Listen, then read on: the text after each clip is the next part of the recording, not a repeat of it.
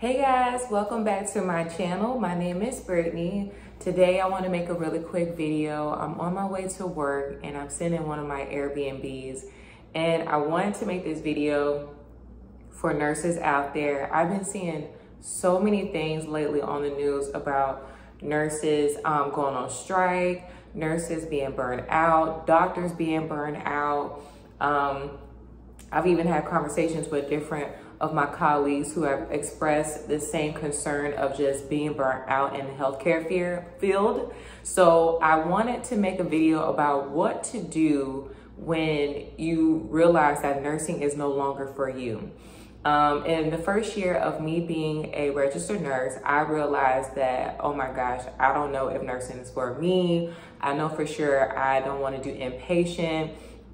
And I had to kind of figure out what was going to be the next step in my career. I had just finished doing 4 years of college and pretty much working my whole life towards the goal of becoming a nurse.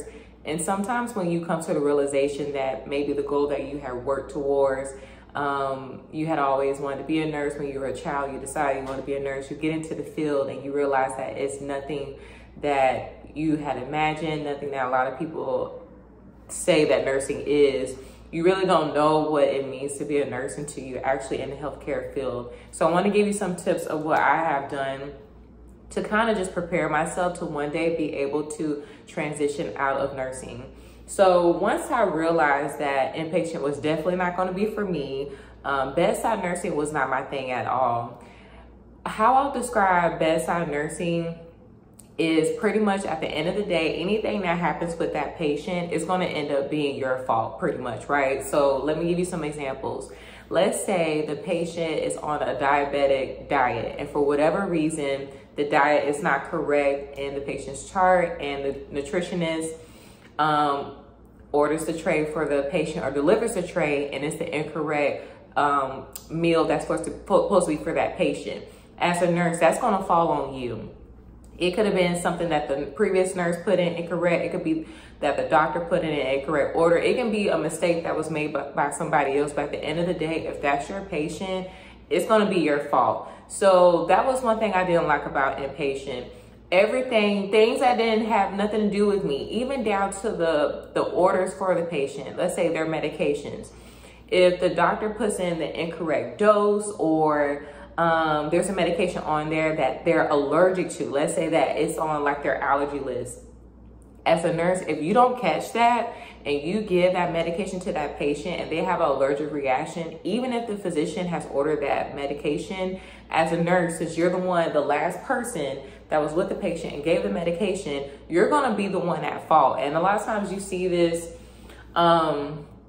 there's so many situations where the physician messed up and, it ends up somehow still being the nurse's fault. But that was one thing I did not like. I didn't like that it was a team effort when you think about it to take care of this patient, right? Like, yes, the nurse is on the front line, but there's so many other people that are involved in the patient care experience. And I just didn't feel like it was fair that at the end of the day, everything was my fault. So not only that, nurses take on a lot of verbal abuse. So it can be from the patient just being straight up disrespectful. It can be the physician being just straight up disrespectful. There's so many layers, even nurses being disrespectful to each other. So there's a term called nurses eating their young, and basically saying that the older nurses giving the younger nurses a hard time until they kind of prove themselves and earn their spot on the unit. I didn't like that. Fortunately, I was able to eventually meet older nurses in the beginning of my career that did kind of help pave the way and, just shed some light or give me some of the advice and wisdom that they had from the 10, 15 years of nursing that they had already accumulated. So even though when you get done with nursing school, you're still going to need a mentor to kind of help you out and help mold you a little bit. And that's the reason why they have nursing residencies at this time, because nursing residencies help to basically further mold the nurse and get them ready to be a more well-balanced, seasoned nurse. It takes time to build that experience and really become a really good nurse. Okay, that first day is it's not gonna be like, you know, you're not gonna be working like you've been a nurse for 10 or 15 years that first day. It takes time to build that confidence and really know what you're doing, just to be honest, just to be straight up honest, right? So in my situation, after I realized that, okay, you know, inpatient is definitely not gonna be for me, I did not want to waste my nursing degree. So that's when I made the decision to try other types of nursing. So my second job ended up being outpatient. So I ended up being a chemo nurse, and I thoroughly enjoyed that.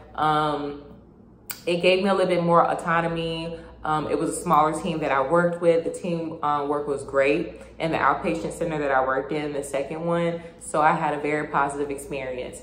I did that for about 2 years, and then eventually, honestly, I just got burnt out from that, because being a chemo nurse to especially pediatric patients, kids, when they decline fast, like way faster than adults do. So it wasn't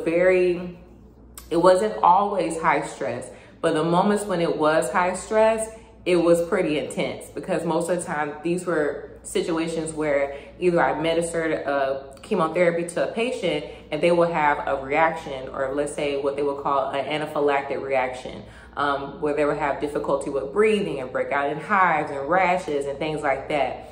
And then have all different types of vital sign changes. So you have to react fast so that patient airway does not close up. So after you have so many other situations, I realized, hey, you know, maybe I don't want to do that anymore. So after 2 years of doing that, that's how I decided to become a clinic nurse. So that's currently what I do right now.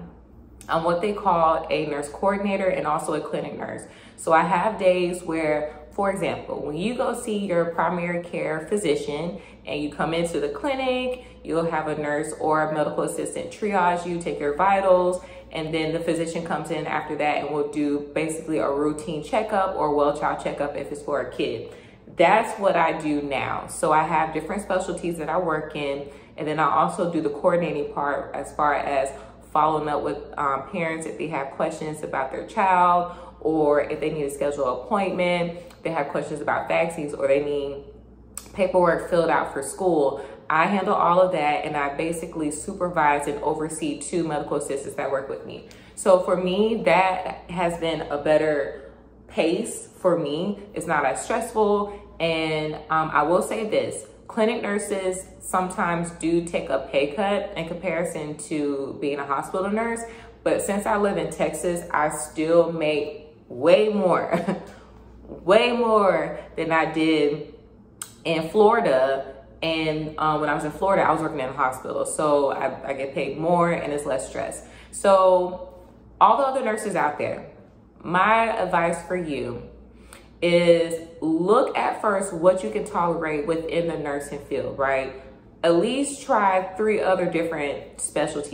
Give it a try different things out. And then also, while you're trying different things out, start coming up with a plan for you to make money outside of nursing. So that's how I started doing Airbnb. So my goal was basically to eventually build up enough Airbnbs or have enough rental properties so that I can step away from nursing. So I'm still building my entrepreneur portfolio.